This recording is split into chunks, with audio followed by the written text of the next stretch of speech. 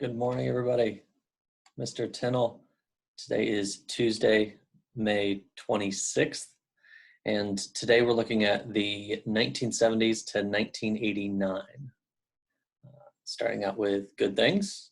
I shaved my mustache. Got rid of that. It was time. I'd had it for long enough. And let's see what else. I had a good run yesterday. Had a timed mile for Memorial Day. There was a virtual mile run that I did, and it wasn't as fast as my track guys, but it was under 6 minutes, so I was pretty happy with that. And I also got a board game this weekend. Basically, it was a gift from a student, and it's a trivia board game made by Ken Jennings, who is a big guy on Jeopardy. But it was a lot of fun. The instructions were a little tough at first, but once you get through the instructions, it's a lot of fun. So I hope you guys had a good Memorial Day. Hope you had some time off and had a nice long weekend and enjoyed the beautiful weather. So we are jumping into the presentation for today. And this presentation just have some short guided notes. But it's not that long. It's pretty short. Just kind of filling in the gaps of what's going on in this 2-decade span. Because we're starting to get to the end of everything. So we're going to start filling in the gaps of what we have going on. So this 2-decade span, a lot of things happen. We'll buzz through them.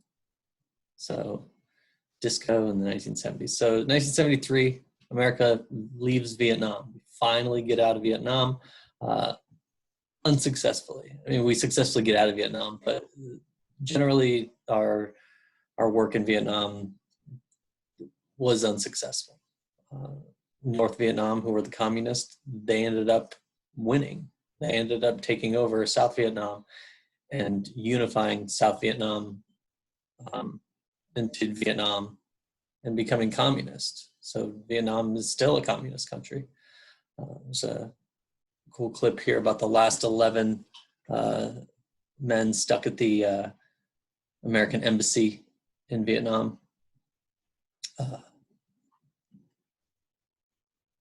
We also, after Vietnam, we also start seeing other problems hitting the United States. We start running out of gas. And basically, so, sorry, I was looking at the picture. Americans are always giving presidents a hard time. Basically, the countries that organized oil, the oil producing, the Organization of Petroleum Exporting Countries, stop exporting oil to the United States. They stop giving us oil because of our support for Israel, and that gets into a much deeper conversation about kind of Israel and Palestine. But regardless, oil prices start to soar. Obviously, if supply dwindles, price increases. So after President Johnson, so President Kennedy's assassinated, President Johnson comes into power, Richard Nixon becomes president, and Richard Nixon serves one term successfully, runs for re-election, and during his re-election, he is re-elected, but during his re-election, he had started this campaign of spying on his political opponents. It is found out that he spied on his political opponents.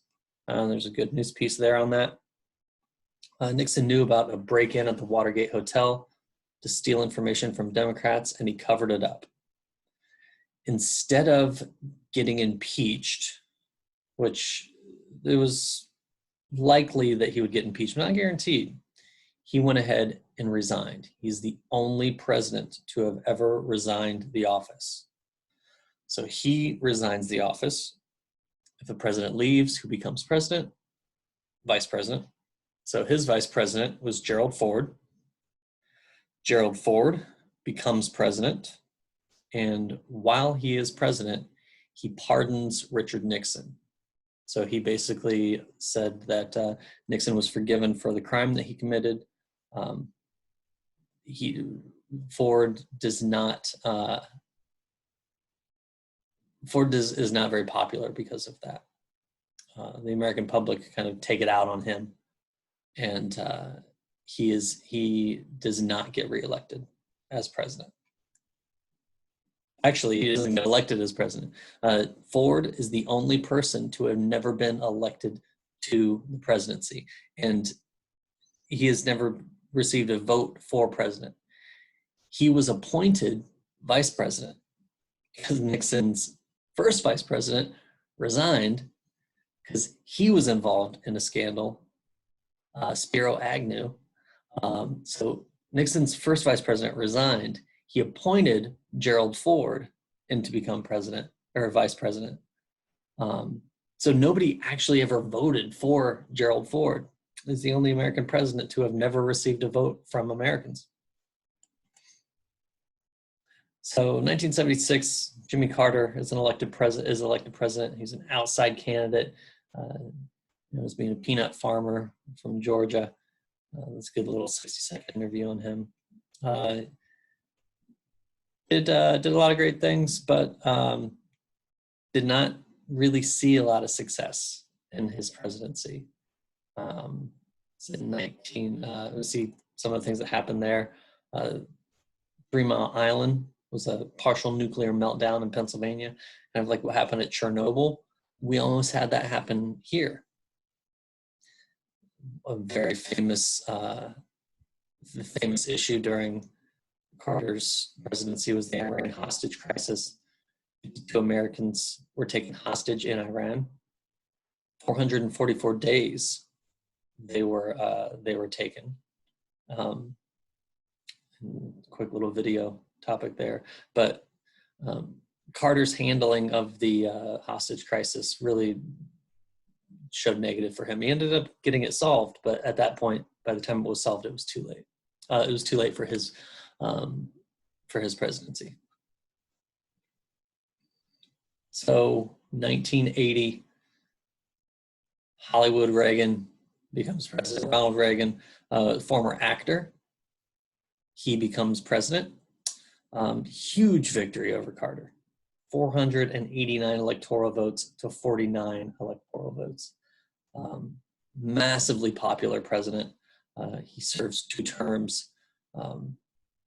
And one of Reagan's best traits is that he could speak to the people. He was from California, but he also was able to be a good leader while speak to the people. Reagan is the first president to nominate a female Supreme Court justice. So Sandra Day O'Connor is the first woman to become justice on the Supreme Court.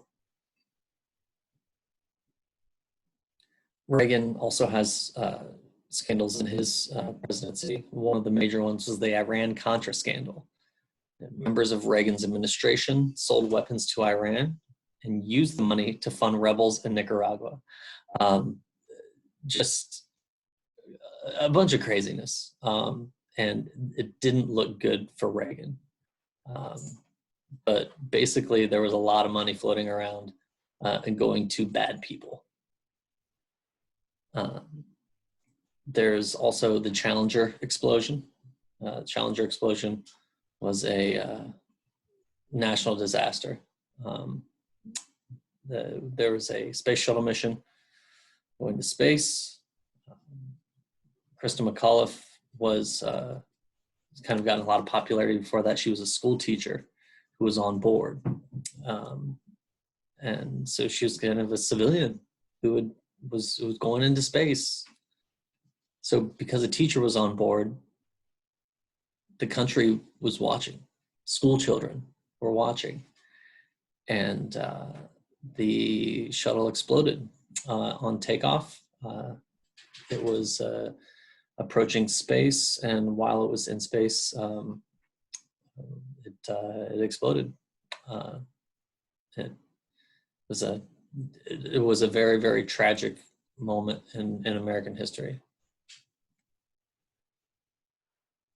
And to bookend the 1980s, we see the election of President George Herbert Walker Bush. He was actually Reagan's vice president. He runs for president, and he is elected.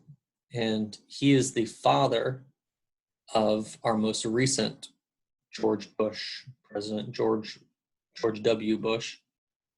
That is George W. Bush. This is his father.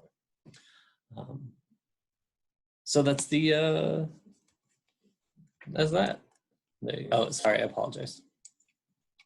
We also see the Berlin Wall falling and the Cold War ending. You guys covered that when we looked at the Cold War. So,